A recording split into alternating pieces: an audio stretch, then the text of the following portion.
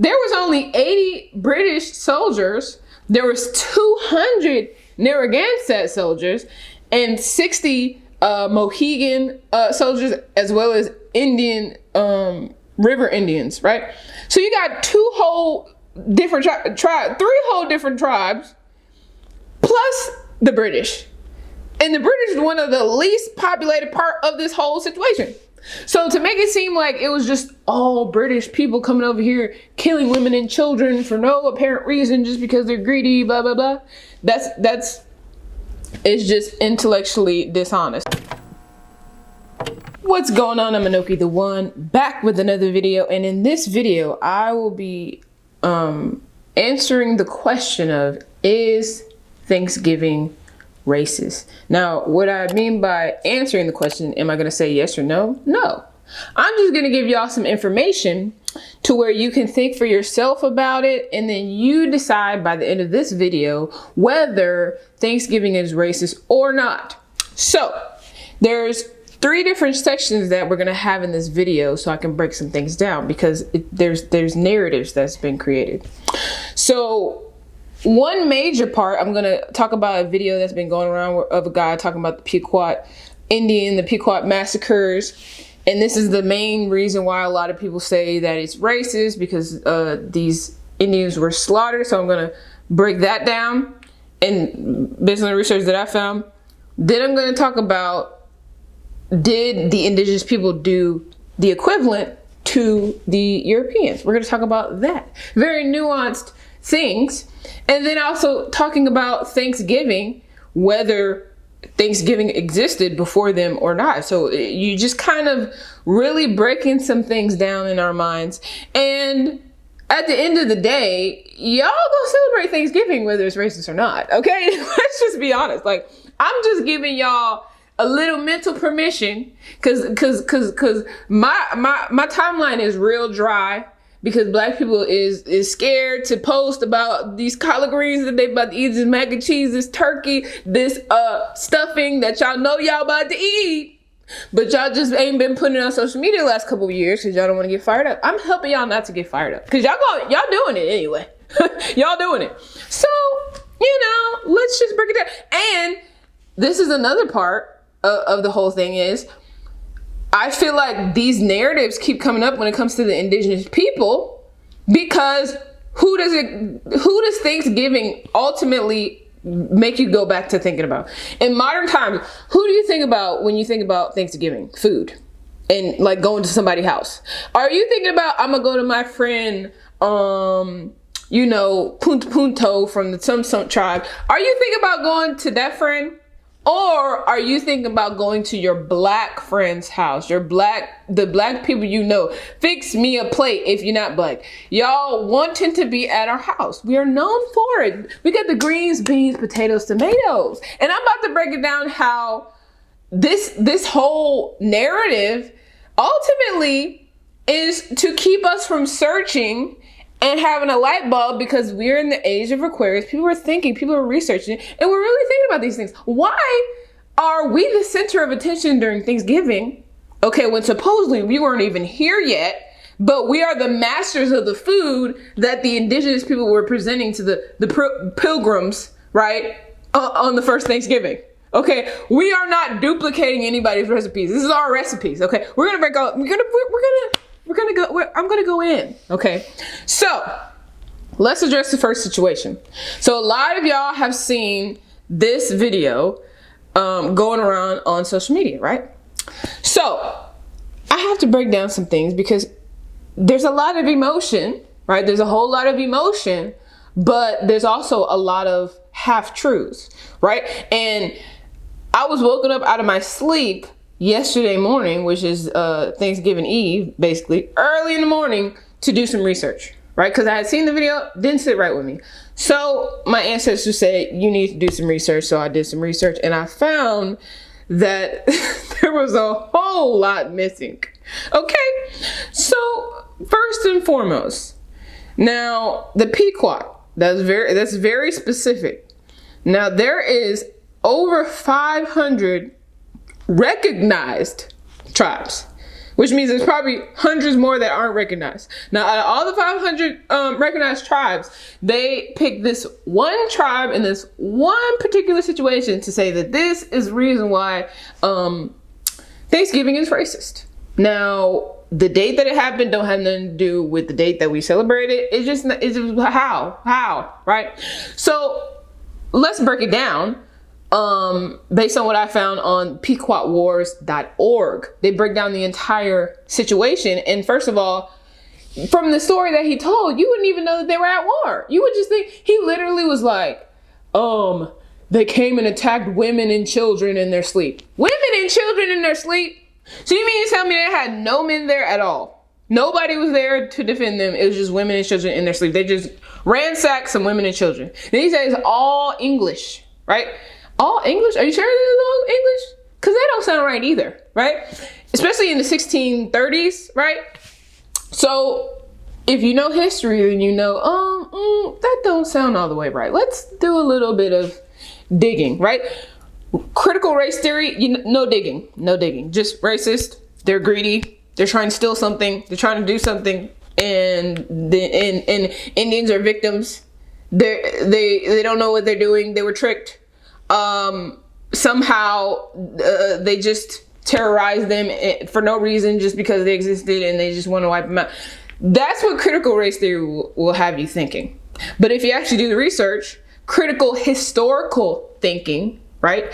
CHT instead of CRT, critical historical thinking, then you might think a little different. Ask more questions, right?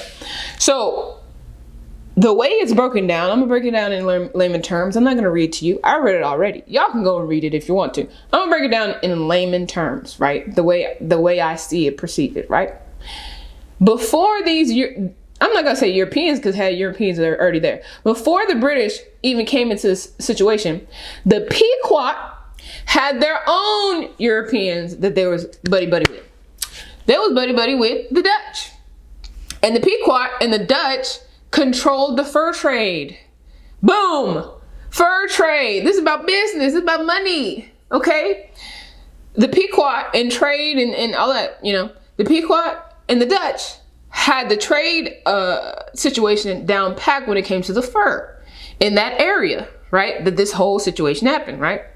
And they had other indigenous tribes, right, that wanted to be a part of the fur trade, but they basically bullied them out of it. They would pretty much kill people that were trying to get into it and look like they're trying to get to the top, right? Now, this is some stuff that they're not gonna tell you. Either they killed them, they bullied them, whatever the case may be, they had it situated where they could not get into the trade like they wanted to get into the trade. So they basically had to bow down to the Pequot and the Dutch. Now, isn't that so much different off the top? From what all this emotion, that just changed the whole situation already, right? So they have been creating bad blood between other indigenous tribes, right? So then, insert the British. Now the British come, okay? The British come in this area and they want to get into the fur trade because they're already in the fur trade in Britain. They want to come into the fur trade, right? And they see that there is a monopoly going on between the Dutch and the Pequot, right? So they're trying to figure out their angle. And then the Pequot go off and kill this British fur trader, and his whole crew. And basically, that tells you this is the stuff that they was doing in that area, and they tried to do it with the English, and basically the English was like, now we gotta see, you gave us a reason. We were already trying to figure out a way to get up in here, and now we got a reason to do something. Now some of y'all might say, well, they ain't got no business, they coming from British, Well, the Dutch have any business? They came from Europe, they from around the corner from Britain. Do they have any business? No. Okay, so that logic don't work either, right?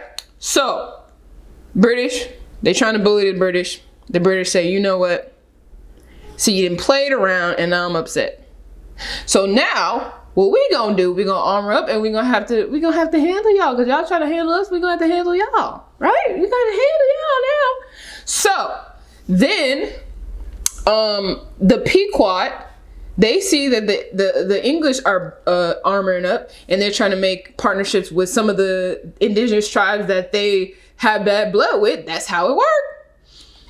So then the Pequot go to their arch nemesis, the Narragansett. I hope I'm saying that, Narragansett tribe. And they try to partner with them so they can go against the English to get them out. And what does the Narragansett say? Hell no, we ain't friends. I don't like you. Do you remember what? You forgot? You thought we forgot? No. Matter of fact, we about to go and fight with the British against y'all behind, because you thought you was slick. Y'all thought y'all was at the top. Y'all thought y'all was doing something. Y'all thought y'all was gonna kill our people for trying to get into the fur, and that we wasn't gonna figure out a way to get back, because we've been thinking about this for a long time. And I'm so glad these British people then came over here, because now we can try to handle y'all back. Okay, karma. I'm not saying karma, but you know what I'm saying. I'm just saying layman terms, but kind of seems like it.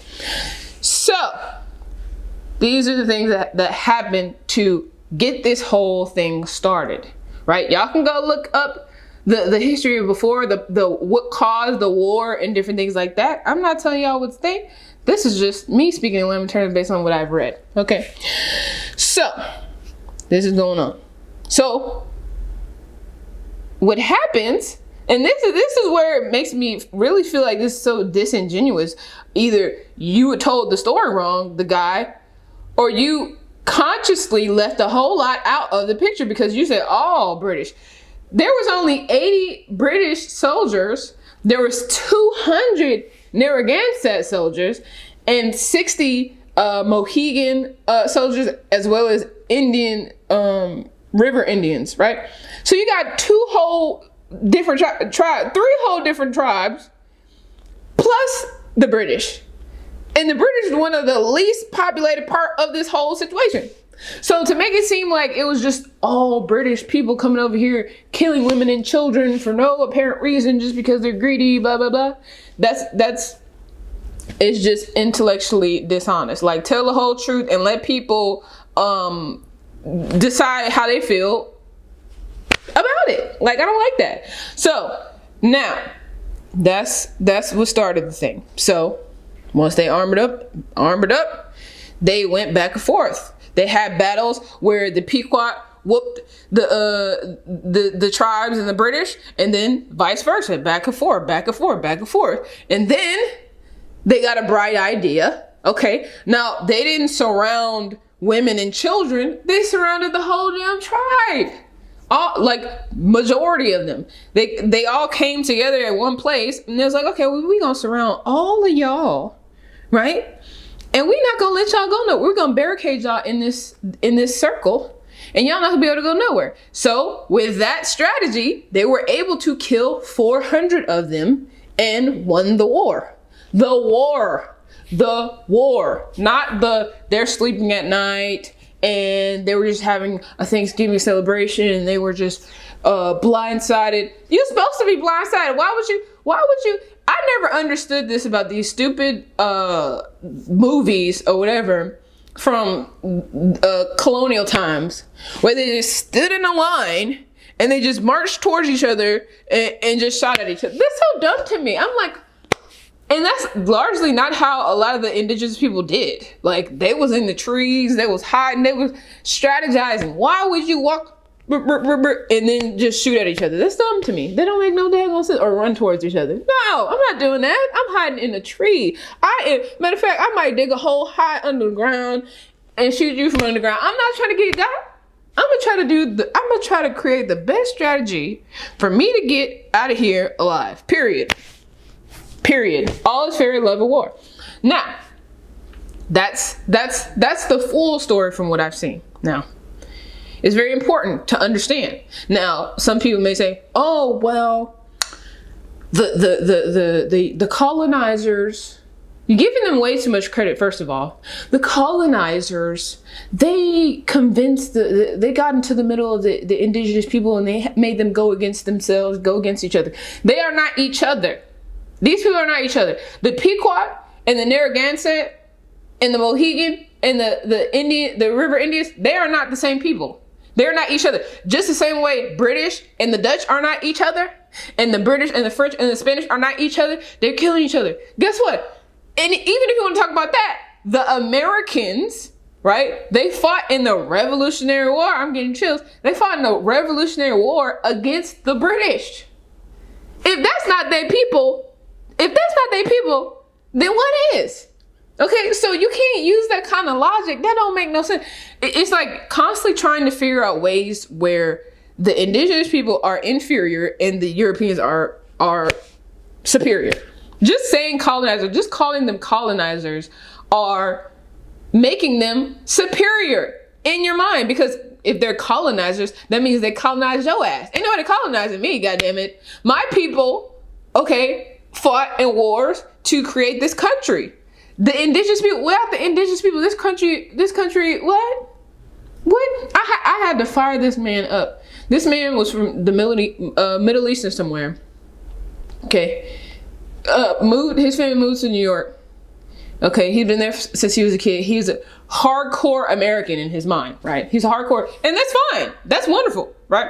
Hardcore American in his mind. Very, very conservative. Fine. Hey, do you? We're having a conversation about the making of America, and I'm like, it is still very important to recognize that the indigenous people largely built this country, helped this country to become what it is, and fought in and he's like, well, they're not real Americans.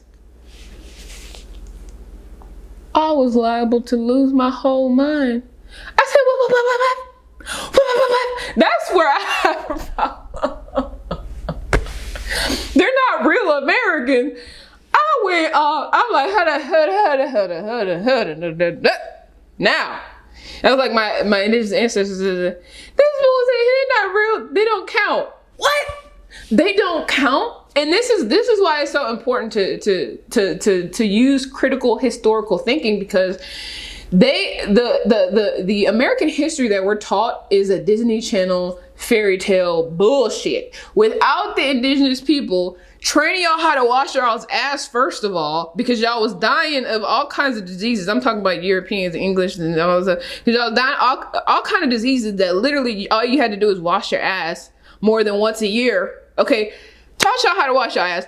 Taught y'all how to drink pine needle tea to heal from the scurvy because y'all was dying. Okay, taught y'all how to farm, agriculture.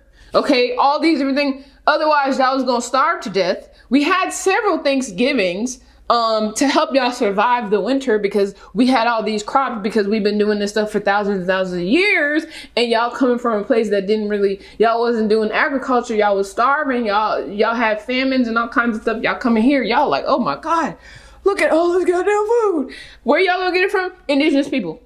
Okay, still to this day, we got cookouts every other month. This is what we've been doing for thousands of years. So for me to hear somebody that's come from the Middle East, you first generation American, and then you want to say indigenous people ain't real, and I had to break it all the way down, and he was fumbling and drubbling by the end of it.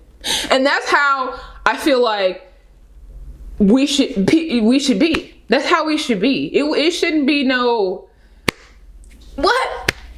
It shouldn't be no shame. What am I ashamed of? Hell no. And this is where I'm going to go to the next part. Okay, this is where I'm going to go to the next part. This is very important, right?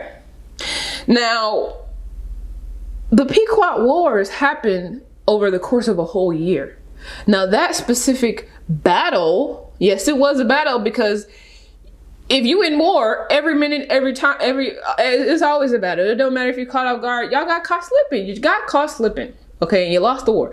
Now, let's talk about the times where the Europeans got caught slipping and they lost the war. Now, this is very important.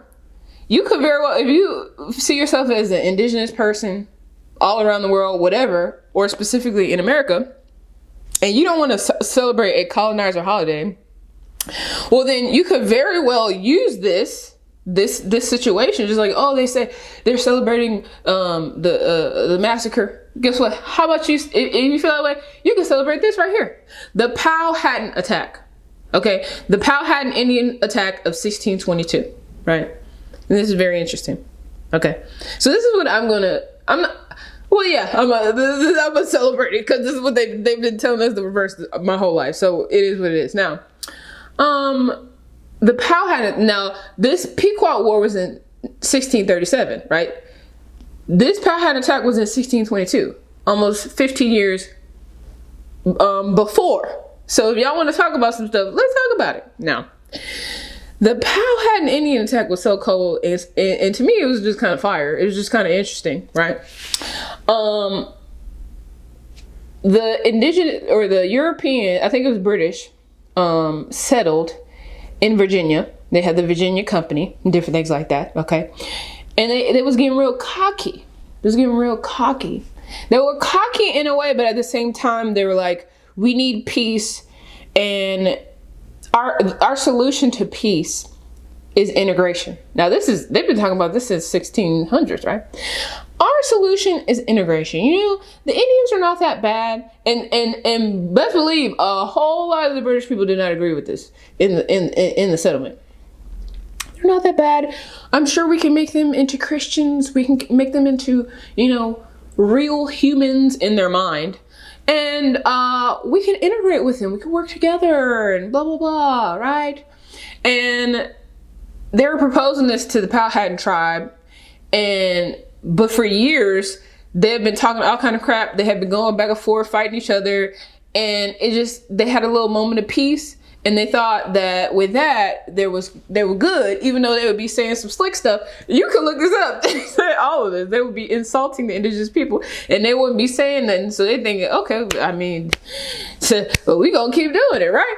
So then they proposed this idea, and they had already been having things fueling where the Powhatan tribe wasn't really feeling it.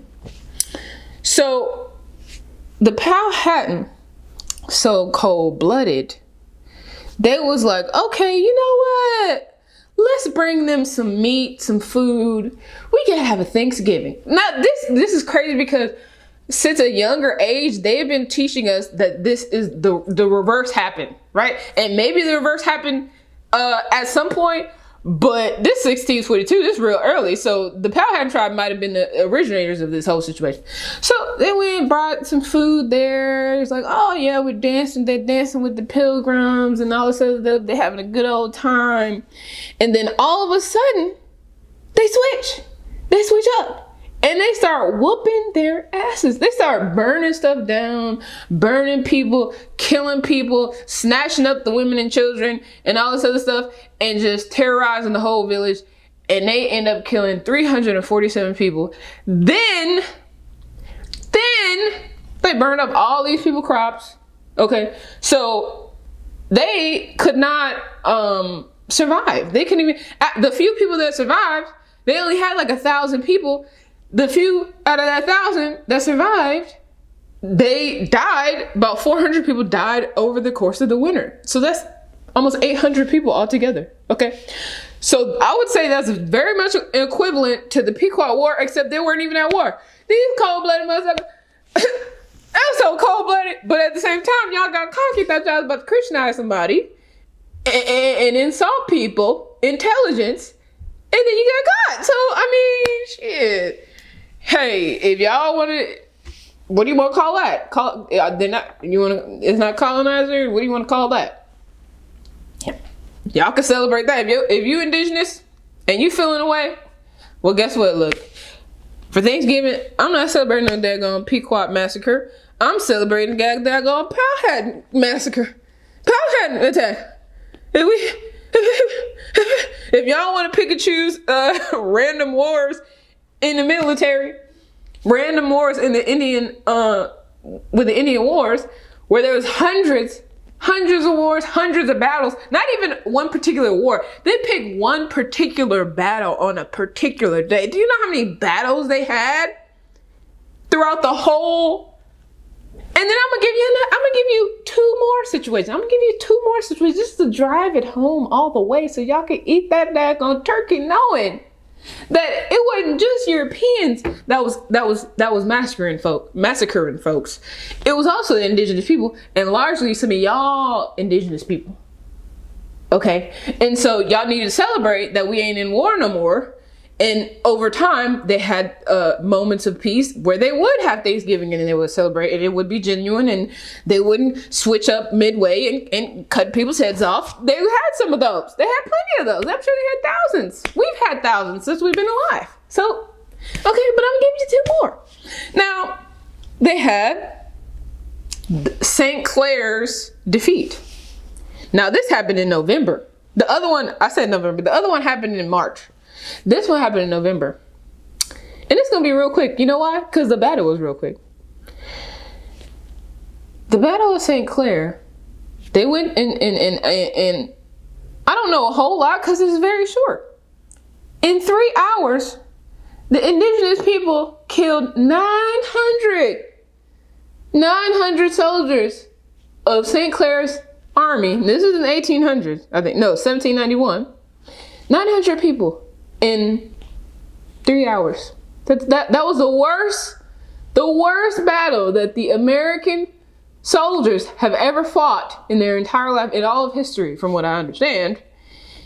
And to add insult to injury, only 25 Indians died and 50 were wounded. 900.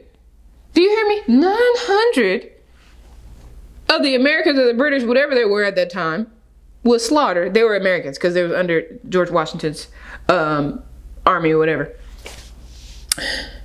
In 3 hours. Got that ass whooped. And what did that do? That made George Washington, because he's very much a very nuanced figure. They try to make him make it black and white, but he's very new.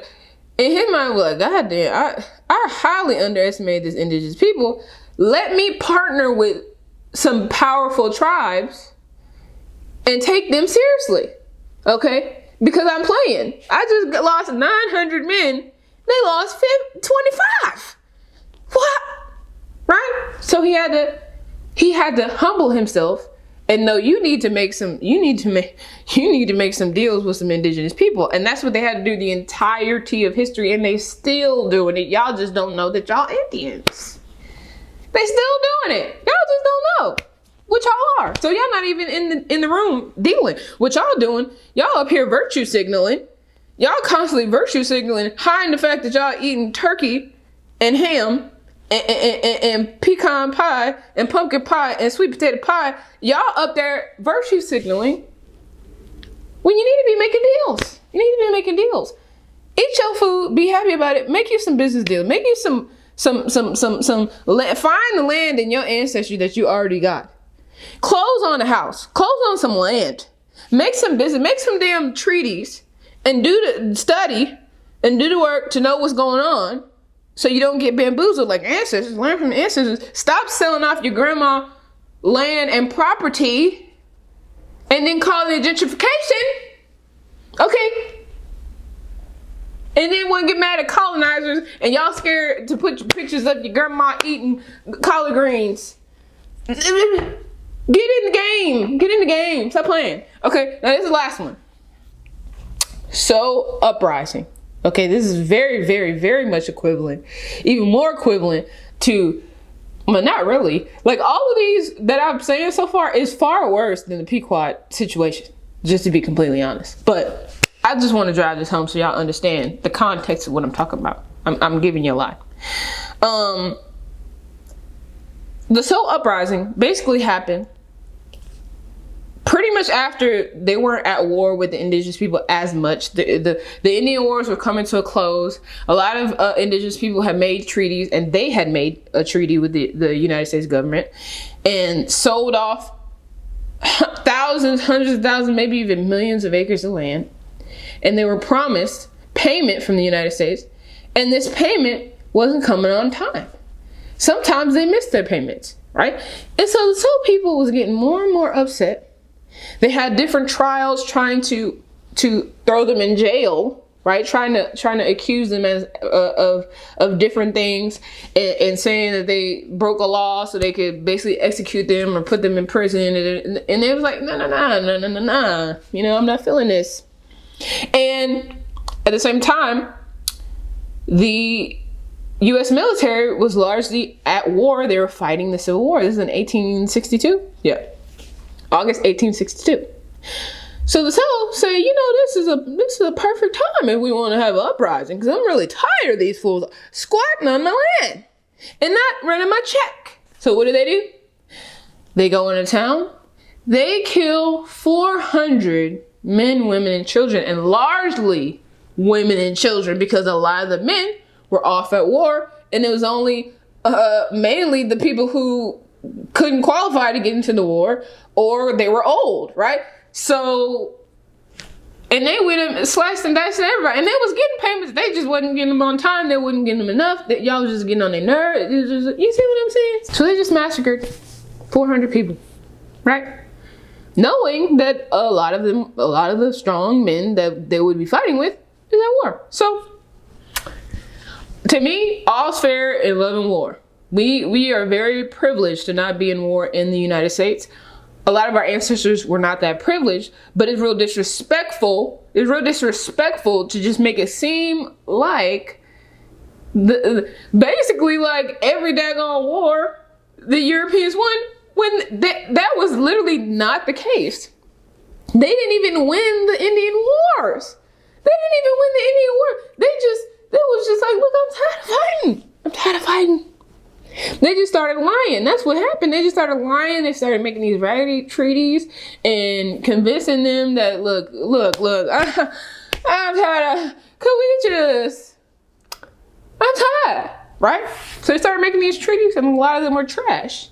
Some indigenous tribes, like Choctaw, the Choctaw treaties, they were trash, but it was largely because the leaders were the leader who signed the treaty, Dancing Rabbit Foot, whatever it is, something like Dancing Rabbit Creek, something like that. He was a half-breed Native American, and he was trained in the ways of the French and the Europeans, and he pretty much betrayed the Choctaw. He betrayed the Choctaw. It wasn't just because the Choctaw didn't know what they were doing. Most of the Choctaw went against him and did not want him to sign that treaty, but he signed it anyway. And then he lived a life of goddamn luxury as a big old millionaire and had slaves 9 times 10 who were Choctaw. Okay, because people want to talk about, oh, I don't trust Choctaws. They're Cherokees, Choctaws had slaves. Which Cherokee and Choctaws had slaves?